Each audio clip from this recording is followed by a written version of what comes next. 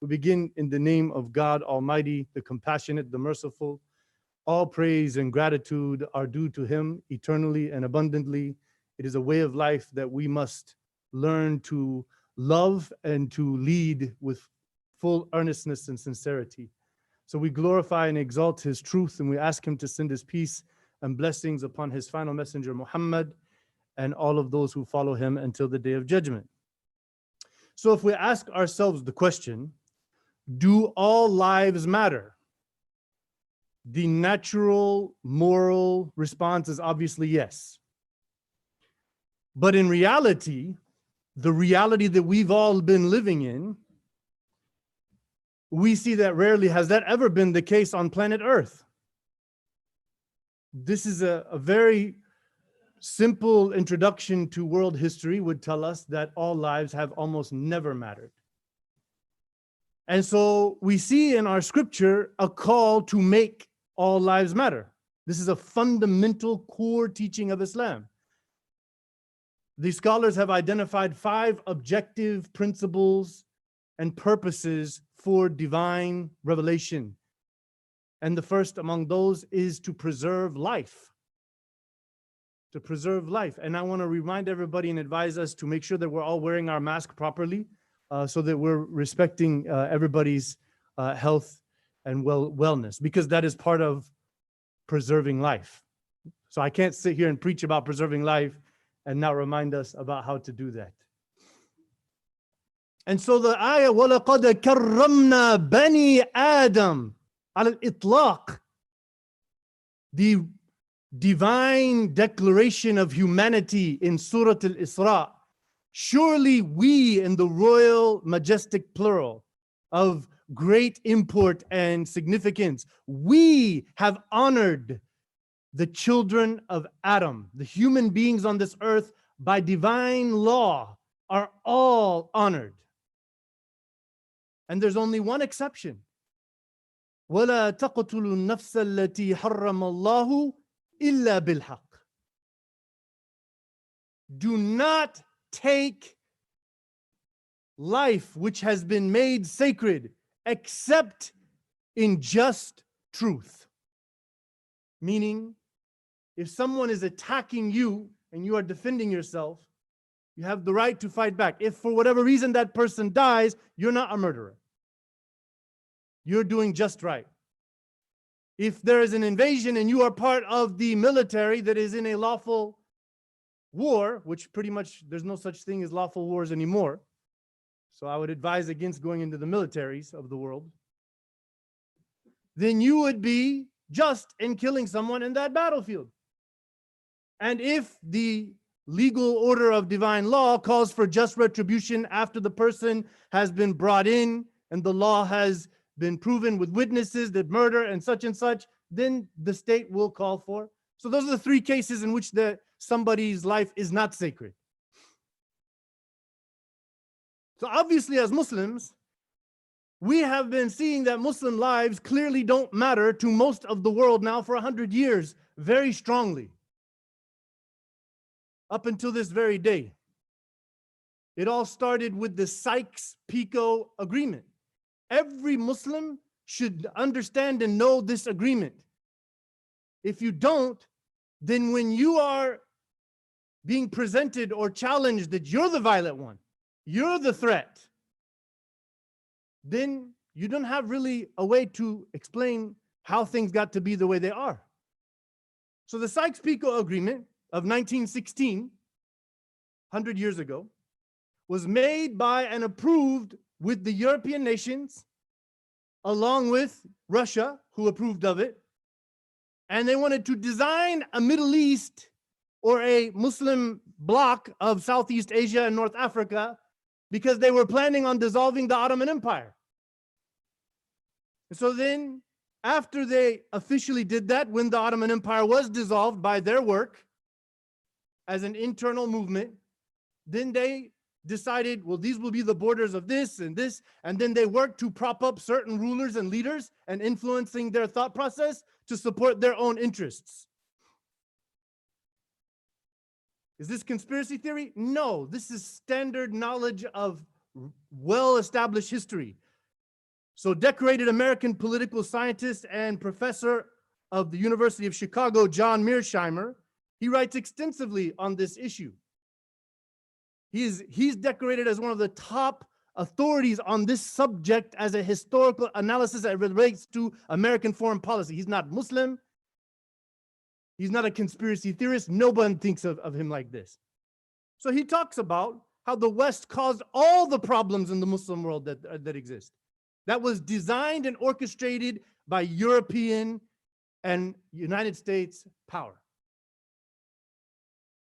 So he highlights that it is no coincidence that the following events all coincide with each other in a very short timeline.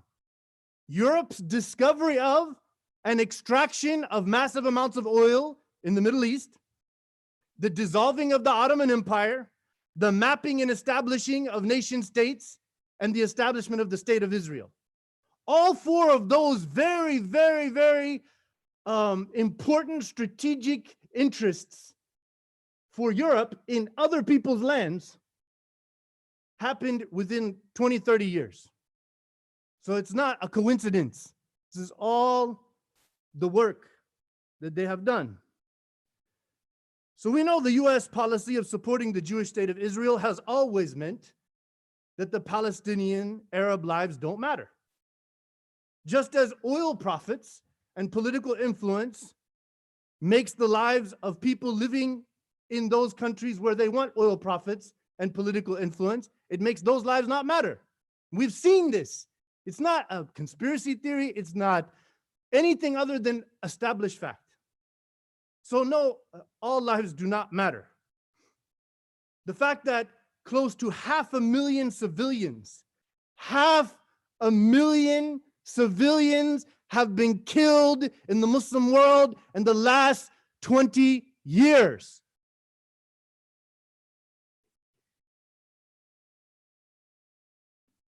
And where's the outcry? Where is the deep concern about that?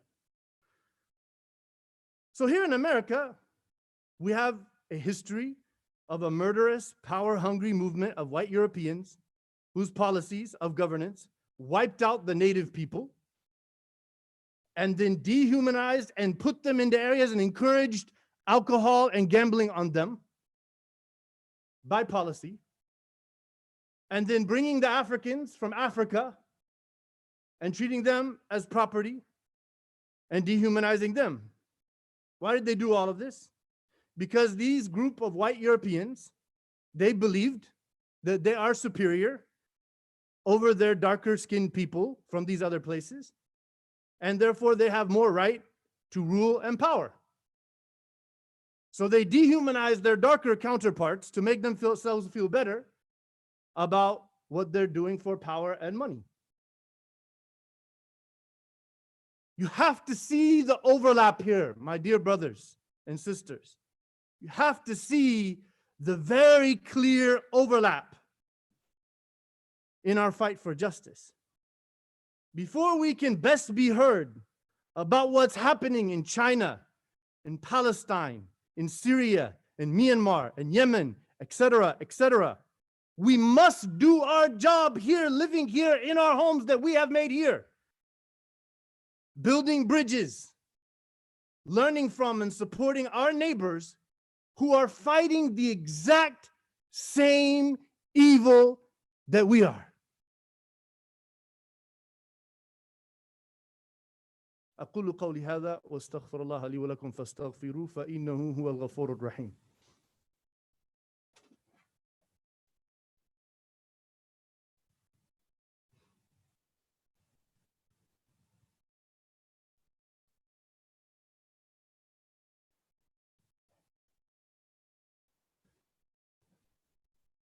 بسم الله والحمد لله والصلاة والسلام على رسول الله وعلى آله وصحبه أجمعين. In this country where we live, until Black lives matter, Muslims' lives will not matter. It starts there. And it means the exact same thing. Muslims' lives matter, Latinx lives matter, Black lives matter, African lives matter, Palestinian lives matter. All those mean the exact same thing. Because what has been the world structured, powerful thing is that white lives matter. And the rest are expendable if it gets in the way of white power and supremacy.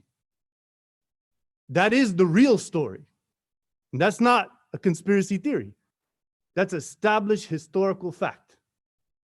So the Quran tells us, تعاونوا على البر والتقوى ولا تعاونوا على الإثم والعدوان. You must, it's a command.